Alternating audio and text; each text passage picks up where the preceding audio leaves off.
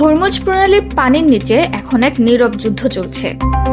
চোখে কিছুই দেখা যায় না, কিন্তু একটা বিস্ফোরণই থামিয়ে দিতে পারে বিশ্বের তেলের সাপ্লাই।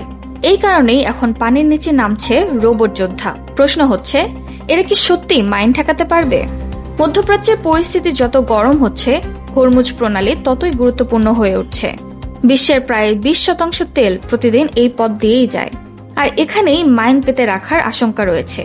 সমস্যাটা হলো, এই মাইনগুলো সহজে দেখা যায় না, আর একটা বিস্ফোরণেই বড় জাহাজ ধ্বংস হয়ে যেতে পারে। তাই যুক্তরাজ্য ব্যবহার করছে আন্ডার ওয়াটার ড্রোন।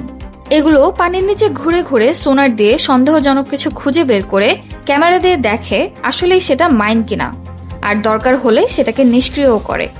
শুনতে যত সহজ লাগে, কাজটা কিন্তু ততটা সহজ নয়।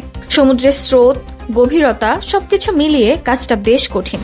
তার উপর কিছু মাইন এত আধুনিক যা সহজে ধরা পড়ে না। তবুও একটি বড় সুবিধা আছে, এখানে মানুষের বদলে রোবট কাজ করছে, তাই ঝুঁকিটা কিছুটা কমেছে।